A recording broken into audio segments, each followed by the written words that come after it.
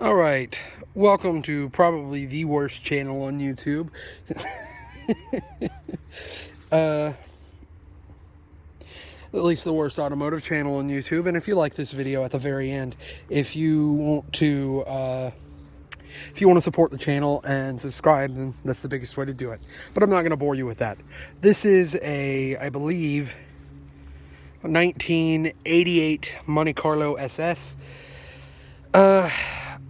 I'm not quite sure if it's a real one. I know they're very easy to fake, but I don't know how to spot out a fake. I know pretty much all it is you get a grill. You get one of these bumpers right here. You put that on, and then some SS decals. SS decals aren't on there. I believe this one's a real one because it's a rag top. It's a T-top. But I don't know. I'm sure somebody will let me know. But for the sake of the video, if it's fake, we're just going to pretend it's real. So this right here is one of the coolest muscle cars of the 1980s. In my opinion, one of the coolest muscle cars, period, minus the El Camino. It's not a particularly fast car. It borderline even call it a muscle car. Because it makes, I'll go ahead and show you underneath the hood, it makes about... that right there, that I believe 305 makes about, that one actually might be a 350. I don't know. I don't know if it's been motor swapped or anything, but I think it has been done with. At the very least, it has an aluminum intake and probably a bigger Holley carburetor. But I believe it is a 305 that was going in these cars. Made 180 horsepower, 225 foot-pounds of torque, which is not a lot. Propel the car in about 0 to 67 seconds, 127 miles an hour with top speed. Not a fast car with a 4-speed automatic transmission. I don't think they ever had a manual as the option in this car, but I could be wrong. I know there was a Hearst Olds, not Hearst. No, that's an Olds. That's an Oldsmobile. This is a Monte Carlo. That was never a Hearst SS Monte Carlo. Hirsch or whatever.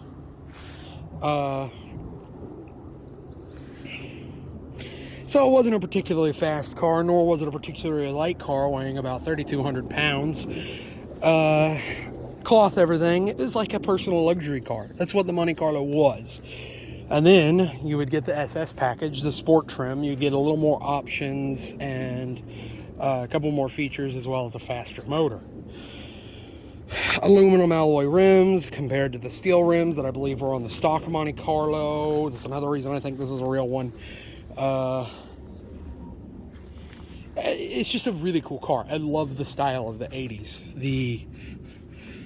And of course, it's missing the pop-ups, but it's a full-sized car. Full-size 2-door coupe. I'd show you the inside, but the door is locked and I'm not walking to the other side. It is covered by grass and stuff, more so than over here. And I don't want to get bit by snakes. But as you can somewhat see through the windows, the interior is not terrible. I don't know if it's any good. The floor pans are probably ruined because the way this car sits is it sits like right next to, whenever it rains, it creates a stream. It's not deep. It's only about a quarter deep, probably. But this car sits deep enough to where the water's touching.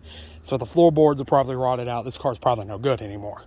This one's probably destined for the scrapyard, unfortunately. But who knows? I don't know.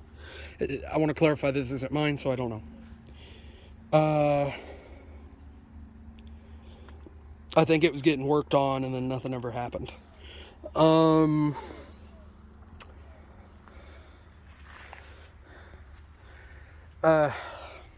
What else can I say about it?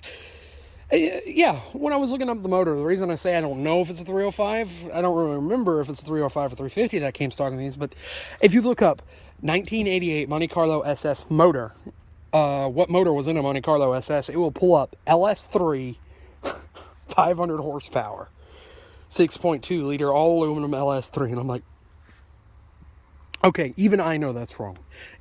Even I know that's wrong. So LS swaps have gotten so popular in these cars that Google now default says they belong in this car.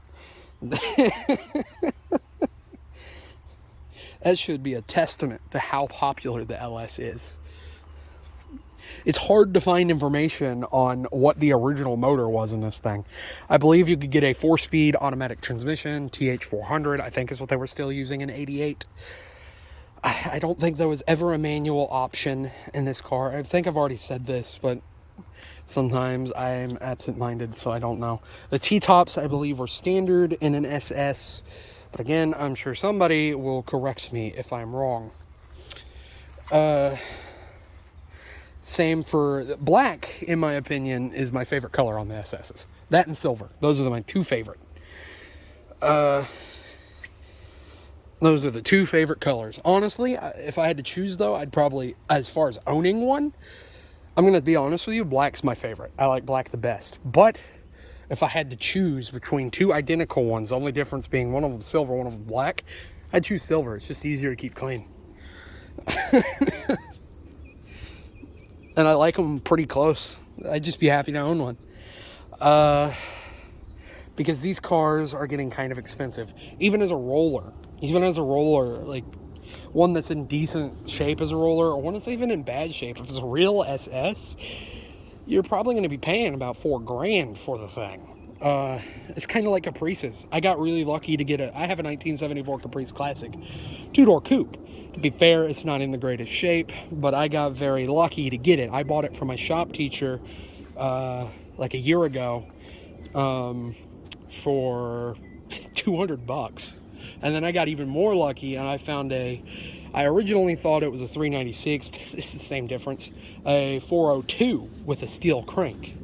So I have a performance motor going in that SS as a big block. If you want to see more of that car, I'm building it slowly. Can't promise when updates are going to happen, but I can promise they will happen, and eventually it will run.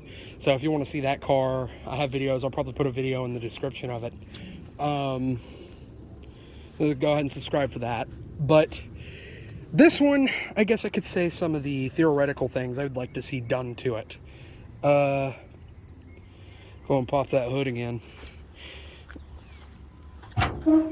I would say ditch the 305. Okay, in fairness, to give the 305 credit, it is not as bad as the motor as people say. It is just a smaller 350. The block's the same, granted you can't, well, it's very close. You can't bore it up to a 350, but you can bore it out, change the heads, you can put 350 heads on it. All the bolts and bolt patterns are the same. You can build it just like a 305, or you can stroke it up to, I forget what a 305 strokes to. I think you could stroke them all the way up to like a 360 something, I believe, but I'm not sure. So I would like to see an old school build in something like this. I know they're out there. I've seen them before. But this is just personally what I do to one, just because I like this car. I would take a 350 or a 400 and stroke it. I would stroke it, supercharge it, all that fun stuff. I would probably leave it automatic for drag, because automatics, they're worse than manual. Automatics are actually better in drag racing because they can shift faster. It's the reason you have ratchet shifters, to control the shifts. But even with you controlling the shifts, it's still going to shift faster than you can ever shift with your hand, unless you're Cletus McFarlane, in which case you don't need a manual, you don't need an automatic. But I mean, that dude's crazy. That dude is absolutely insane. But anyway, 5 seconds in a stick shift Corvette. That is insane. But anyway. Oh, I believe the SS's had a spoiler, but I'm not sure. I don't remember. I don't know. I did try to do some research. But now that I'm doing the video, I forgot. I know it sounds like I'm making an excuse and I didn't do research, but I did. I promise you I did. You can believe what you want. If you choose to believe I didn't do research, I understand, because I probably got some information wrong about the car, but I really did do the research. I did, I promise. cloth seats. I don't believe you could ever get, I don't believe you could ever get leather in one of these cars, honestly. I don't believe you could. But look, it's hot out here today, and I've met my 10-minute quota.